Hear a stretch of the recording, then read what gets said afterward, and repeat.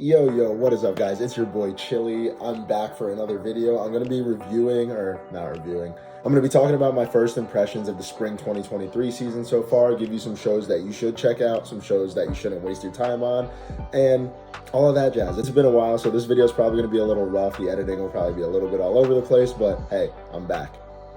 And yeah, while I'm doing this, I'm literally going to be on my anime list going down everything that I've watched so far, so bear with me. So we're going to start off hot, Oshi No Ko. Everybody's been talking about it.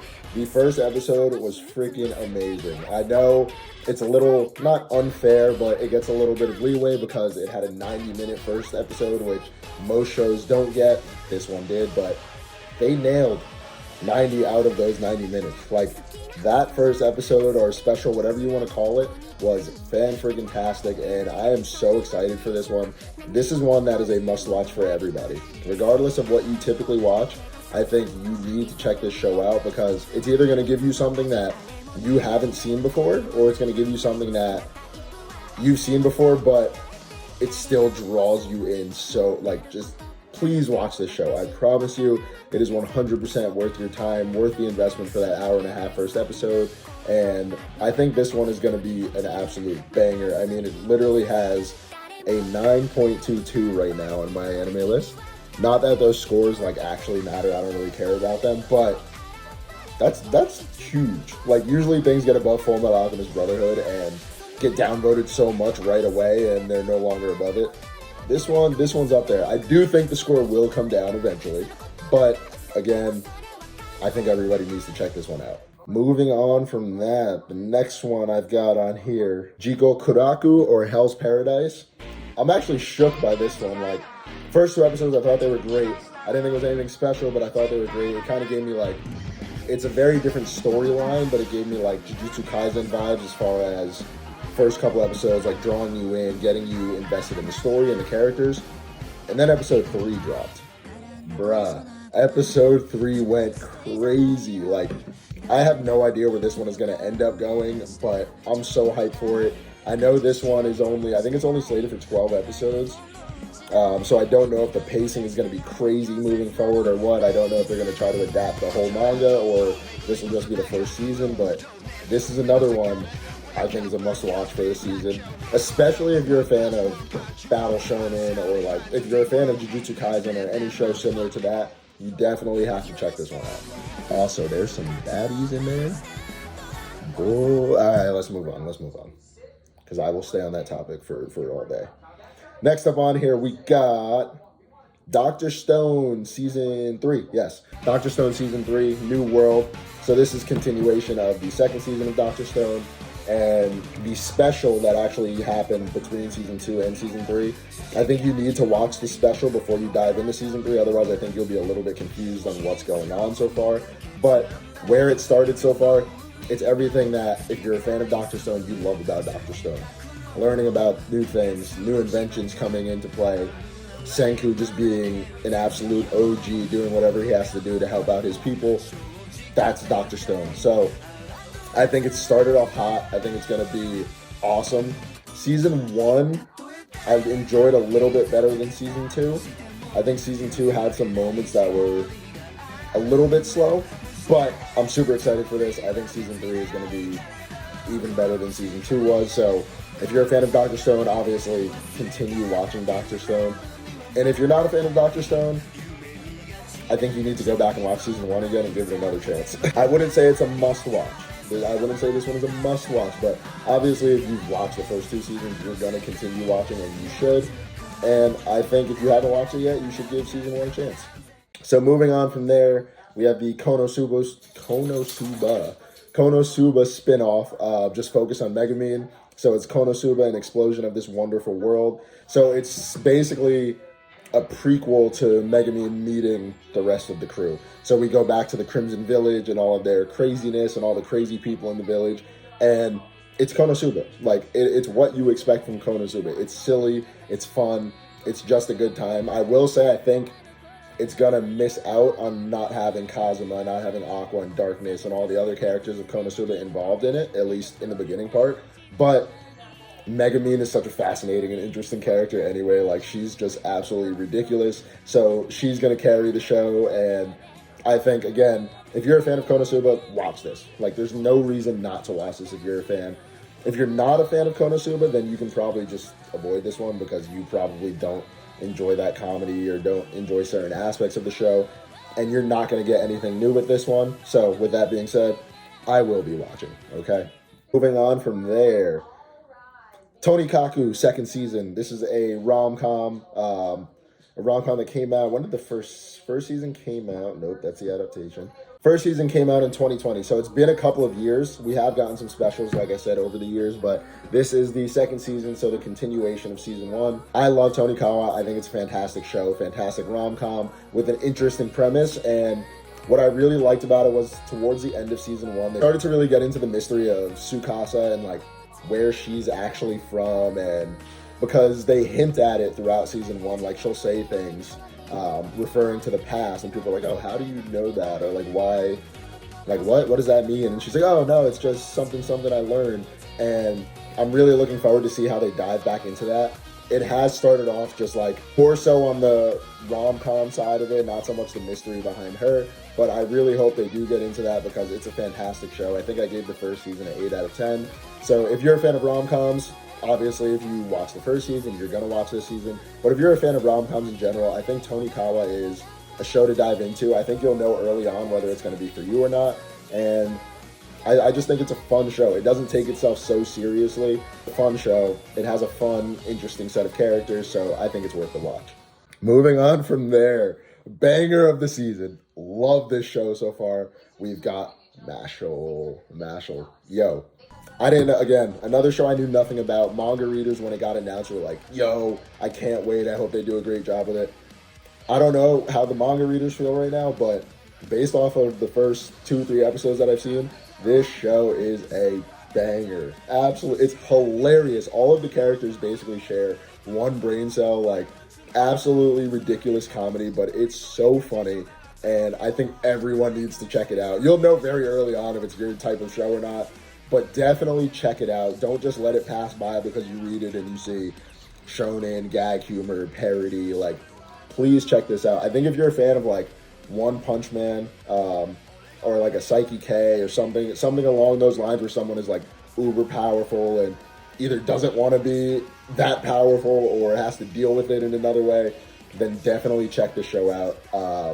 Like I said, it's hilarious. And the OST, the soundtrack, I wasn't expecting so much like hip-hop and rap on the OST, and it's been like that in the first few episodes, so definitely check this show out. 100% worth a chance. Going back to my favorite genre, romance, of course, we've got My Love Story with Yamada-kun at level 999. So this is based off of a web manga. It's by Studio Madhouse, so you know it's gonna look good. But the first couple episodes, fun show, nothing crazy. You have this girl who got broken up with by her boyfriend because he fell in love with a girl that also played a video game.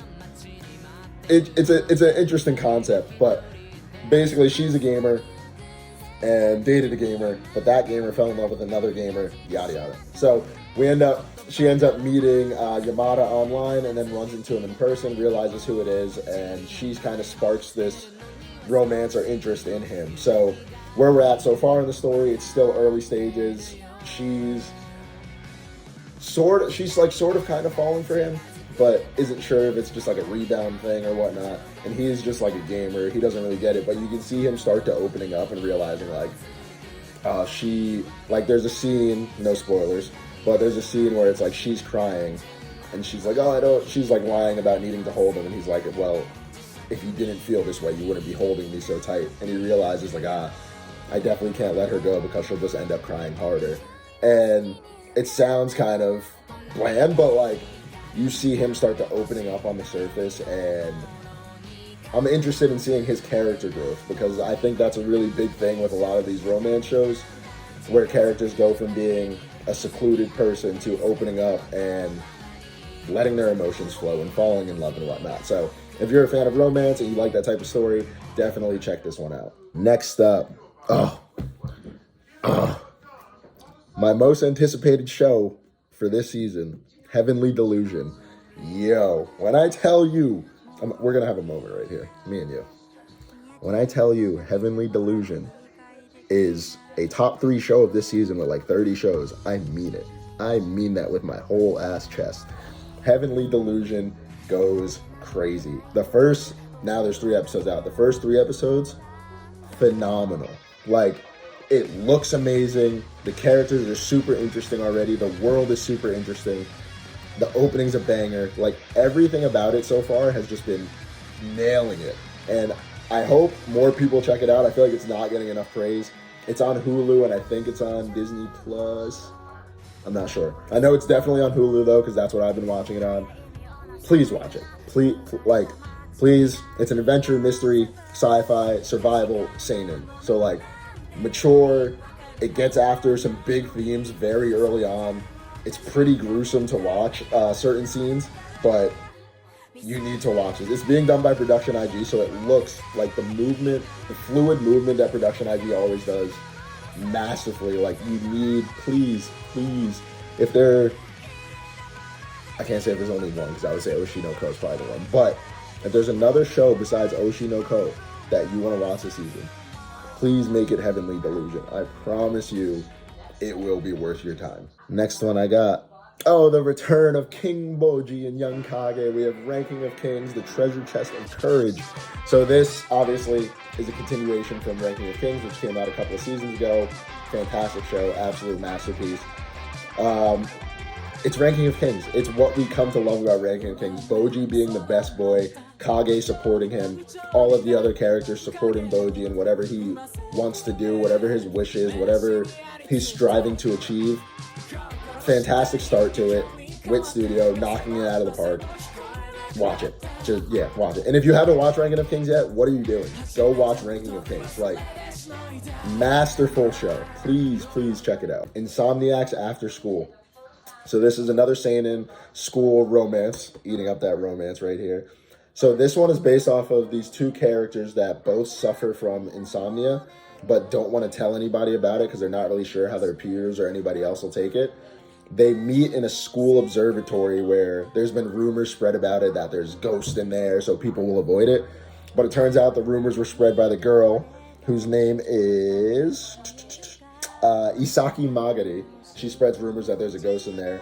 And the boy, Ganta Nakami, they meet in the observatory, and you see their first friendship spark from suffering from something that they didn't think they could share with others, but realizing they both suffer from it. And you see the friendship grow from that. And there's also, the romance starts to bloom very early on. Like, you can tell they're both very interested in the other. They get to know one another.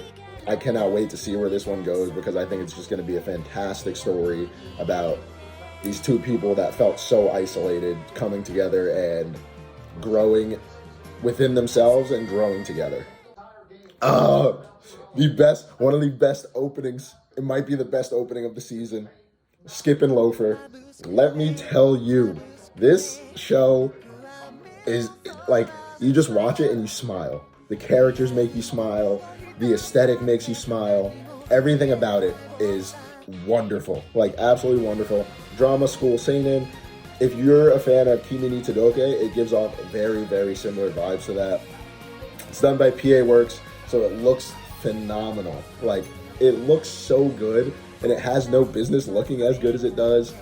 The opening is a banger. The ending's a banger. Skip and Loafer is going to be, I think it's going to be a show that's going to go down in, like, school drama history, just because of how well done it is and how fun it is and bubbly and how awesome the characters are. Please check this out. This is another one, like, regardless of what you typically watch, I think just give this one a shot. You'll know within the first episode or 2. I just ask that you please give it a chance. Go into it with an open mind, and hopefully it hits for you like it hits for me and it hits for a lot of other people. Next up, as always, I'm watching way too many shows, but next up, The Dangers in My Heart. So this one, I wasn't really sure how I was going to feel about it based off of the synopsis. I'm not going to read the whole synopsis now, but just go to my anime list, look at the synopsis, and read it. When I read the synopsis, I was like, I'm probably going to drop this show after like 2 or 3 episodes. It sounds kind of weird. Not happening. Really enjoying it. Really freaking enjoying it so far. So, without reading the synopsis, the premise of it is there's this boy in school. isolated, keeps to himself. He has these fantasies throughout the day of like murder classmates or whatever. Yeah, okay. So there's the one super popular girl, and he's like, yeah, I think about how I'll make her mine and embarrass her, and then I'll all this stuff. Super weird. Like, but the tone switches so quickly. Like, those thoughts basically disappear after a couple minutes in the show, and it's about watching these two help each other out, and how she helps bring him out of his shell, and he learns that she's also this just fantastic person, and he shouldn't have those thoughts that he used to have. Like, just a great show. I'm not saying it's the best show ever. It's a shonen romance, and with a shonen romance, you get certain things, certain tropes that a lot of people don't like. So if you're not a fan of that, then you'd probably be a little bit wary of this one. Give it one episode. I don't think it's a must-watch by any means, but give it one episode. See if it's something you'll like. If not, drop it. I totally get it, but I will be keeping up with this one, surprisingly. All right, next up we have My Home Hero. This one is like Taken, the anime. Not as serious as Taken, like no one actually gets taken, but essentially what happens is this dad, his daughter dates a gang member, and he ends up a gang member after finding out he treats his daughter like beats her up and like all this stuff, and is just using her for money essentially. So he ends up killing boyfriend. The mom finds out that he killed his boyfriend, and the mom is like, all right, bet, how do we cover this up? Like, I was not expecting that at all, but I'm telling you, this show is crazy. It's like gangs, detective work, organized crime, it's suspenseful, it gets violent at parts. Watch it. Like, watch it. This is one I think is going to shock a lot of people, because it's not like the animation is amazing or anything. Like, it doesn't look amazingly pretty. It looks pretty standard, but the story is it's gonna get you locked in very early on. So please check out My Home Hero. Next up we have Dead Mount Death Play. This is one I really don't want to say much about. I'm just gonna let you watch the first episode and you figure out how you feel about it. But I wasn't even planning on watching this one, and then I saw people talking about it on social media, on Twitter and whatnot. Watched it, hooked, locked in for the long run. And I'm pretty sure, I thought I saw somewhere it got greenlit for season 2 already, or it's two cores or whatever. But yeah, I don't want to say too much about this one. Watch it. You'll know right away if it's something you're going to like or not. Another banger. Romance, of course. The romance always just kills it. A Galaxy Next Door. Beautiful show. Like, so beautiful. It's funnier than I thought it was going to be. In this show, you have this girl. She's a princess from another land. They don't tell you where, but she's from another land. She comes to Japan to take a job as a like manga editor or help out a mangaka with his work.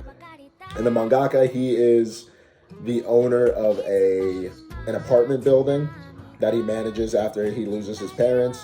And so he does that, and he's a mangaka, so he's terrible at staying on top of his schedule and gets easily stressed out and falls behind and all of that stuff. So she comes in to help him out, and very early on, their chemistry is just so good.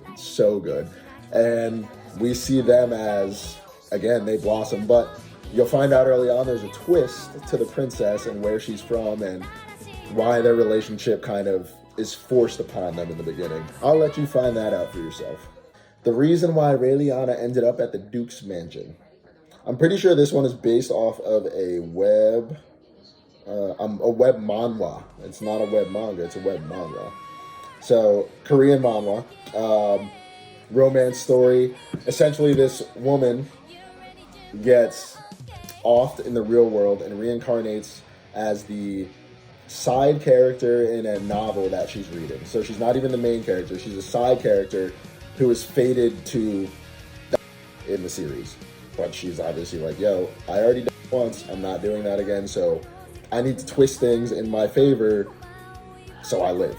So instead of getting the main character or like the main villain in one of those stories, you have this side character now, which is I've seen more shows do it recently where they're, instead of being the main character or like the main villain. They're just a side character, and they choose how they want to live, if they want to be well known or if they just want to live a cozy life or whatnot. But she just wants to survive. So really interesting first 2 episodes. Looking forward to the rest of it. I think if you're a fan of romance or reincarnation or isekai or any that sort of fantasy, like almost otome game aspect, then you'll definitely love this show. Please check it out.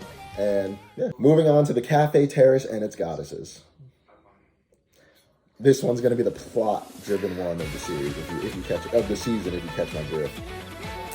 So, comedy, ecchi, harem, romance, shonen. I'm sure hearing those categories will probably knock a bunch of you out of watching it. I don't blame you. It almost has this quintessential quintuplets vibe to it, even though I think QQ is actually a very good show. But this one, like, definitely leans into the ecchi very early on. So if that's not for you, don't even waste your time on it. But essentially, this dude goes back home after his grandma, and she owned a cafe, and he was going to sell the cafe and just get rid of the property, turn it into a parking lot or something. But he comes to find out there's these 5 girls that worked for his grandma that she considered her family, and they all consider each other family. So he gets turned very early on to want to help them out and bring the cafe back to being a place that everybody loves and just being a successful business. Like I said, this is the plot-driven show of the season. If that's not for you, don't watch it.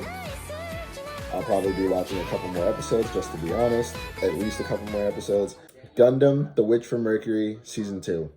Don't run off just because I said Gundam. If you haven't watched the first season, you need to watch the first season, watch the prologue. It's not your typical Gundam, okay? It's not just mechs fighting. It's not your typical Gundam. This is different. Anyway, if you watch Season 1, you're 100% watching Season 2 because the way Season 1 left off, oh my god. But anyway, there is a little bit of like a time skip. I don't really want to call it a time skip because it's not like a year or a couple months or anything like that. But there is a little bit of time between where Season 1 ended and where Season 2 starts. So it starts a little bit back, it eases it back a little bit because Season 1 ended on like a crazy high. Season 2 starts a little bit slower, but now we're getting more details of the story and why certain things are happening and why certain people act the way they act. So yeah, watch this. If you watch Season 1, you're 100% watching it. And this is me telling you, if you did not watch Season 1, you need to go back, watch Season 1, and then you'll be hooked enough that you're going to watch Season 2. Next up, another show that I really didn't think I was going to watch, but again, I saw some good reviews online about it, and this show is Magical Destroyers. I don't even really know how to describe this show. It almost seems like it's trying to be like a Fooly Cooly type of show, so if you've seen that, you know how ridiculous it is and kind of just like does but doesn't make sense in a lot of aspects. So this is essentially that type of show. If you're a fan of Fooly Cooly, go into it. Don't expect Fooly Cooly. It's not Fooly Cooly, but go into it with an open mind. You'll know early on if it's for you or not. I'm going to keep watching. I think it's just a really fun show. Like, I love those shows every now and then. I don't like every show to be like this, but that like one show every season that is just ridiculous and like doesn't make sense or like it's just, I don't want to say dumb because that makes it sound bad, but it's dumb. Like, this is that show this season, so I will 100% be watching it. If you're looking for a show like that, a show you can put on in the background and enjoy it as you do other things, this is definitely that show for you. I'm watching too many shows. Too many shows. All right, next up we have Yuri Is My Job. This is girls love workplace comedy. The premise for this one is this girl that feigns being cute and being like the super nice, pretty girl. She ends up running into somebody, like actually physically colliding with someone and causing them harm, getting them hurt. So she has to work this person's job for a day as her like repayment or whatever. So she joins this cafe, and in this cafe, it's almost like a play, but there's also a cafe within the play. So like people are actually there like ordering coffee and tea and stuff, and these girls are like playing roles as they walk around. So she gets basically more or less recruited as a member of this cafe. So you see all these girls work together, and it's supposed to be like an academy where all the girls are like kind of in love with each other, or they act very flirty with each other, and it's supposed to be that way for everybody in the cafe that's watching. I'm not sure if I'm going to keep up with this one, to be honest. The first couple episodes have been okay. They haven't been bad, but like they've just been okay, and there's so many other shows this season, so we'll have to see if I keep up with this one, but give it a watch. You'll know right away. Like, this is one you'll know very early. Oh my god, this show. So this is a romantic subtext shonen school comedy. It's about kids. It's called My Clueless First Friend. So there's this girl that everybody calls the Grim Reaper because she has like black hair and she's kind of isolated, doesn't really talk to many people. They say she's cursed, all this stuff. This boy moves to the town and he's like, oh my god, who's this Grim Reaper? Like, I have to meet them. I like, that's so cool. So he ends up meeting this girl and he's like, he thinks she is the coolest thing ever, thinks she's cute. Like, he just doesn't think about the way he talks. Like, they're just young kids, like, and he's just naive and doesn't think about the way he says things and whatnot. So he is like head over heels for her, not like in love, but it's like, oh my god, the Grim Reaper, you're so freaking cute, like, and you're so cool, you're so strong, and it is freaking adorable. Like, if you're just looking for that sweet show where you might be having a bad day or you've been watching a lot of heavy anime, this is the one that's going to give you that little bit of sweetness and get you back to happy feelings, feeling fuzzy on the inside. Next up, so next one's Otaku Elf, and this one you have this elf that lives at a shrine, this centuries-old elf, and she's an otaku. She loves video games, anime, manga, all that stuff. Hates people. Doesn't hate people, but doesn't like talking to people, doesn't like going outside, doesn't like doing any of that. So her shrine maiden, who is a high school student, takes care of her, and this show you kind of see her try to help out the elf and get her to go outside and talk with people and do things, while the elf just wants to be like, yo, let me play my video games, watch my anime, and like keep people away from me, please. But it's a fun show, it's cute, nothing special about it, nothing crazy that is a must watch. Throw it on, check it out. If you like it, you like it. If not, I totally get it. Next up, we have 2Q Crisis. Essentially an alien from, I don't know, an alien from outer space comes, falls in love with animals, thinks they're the cutest thing ever, and gets drawn to them and wants to stay and take care of them, all this stuff. Cute show. Honestly, I'm probably going to drop it after the next episode. It's just not really pulling me in. I think my sweetness show is the My Clueless Friend, but if you're a big, especially if you love cats, because at least early on it's focused on cats and kittens and whatnot, then you'll probably enjoy it. It's another show you can throw in the background while you do other things. You don't need to pay attention to it, but even then, I probably will drop it, but give it a shot. Next up, we have the Sacrificial Princess and the King of Beasts. The first episode just dropped like today or yesterday. Yo, banger first episode. Shoujo fans rejoice. This is like the only shoujo that's being adapted this season. It's being done by JC Staff, so it looks beautiful. The opening is a banger. The first episode was fantastic, like absolutely fantastic. And if you're a shoujo fan, you're gonna love this show. The manga is, people love the manga. Like, please check, voice crack. Please check it out. Give it a chance. Shoujo fans, we need more. We need more. They're not feeding us enough. All right. Next up, I'm sure you guys have seen, you saw this image when it first got announced. Yeah. The Marginal Service. This show is bad. This show is bad. It is. So like, you have dumb shows that are funny, like good dumb shows that you can throw on and watch and enjoy them. And then you have dumb shows that are just dumb and bad. And the tropes are bad and like everything about it is bad. And that is the Marginal Service. I'm going to give it 3 episodes because I respect the 3 episode rule, but probably going to drop this one.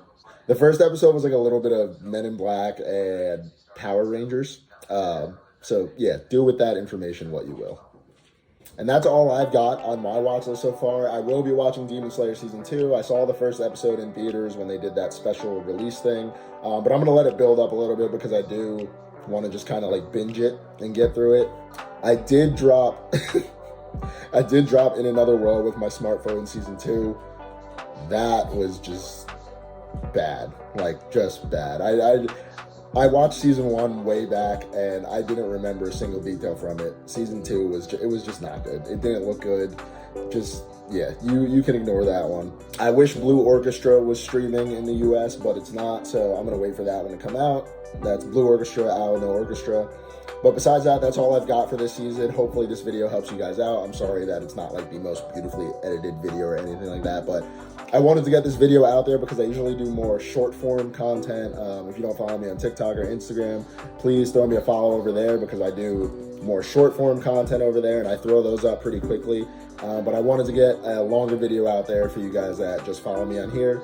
So with that being said, hopefully see you guys again soon, and I'll try to give you tabs like midway through the season on what I'm loving so far, if anything fell off, if anything exceeded my expectations. So until then, much love. Peace.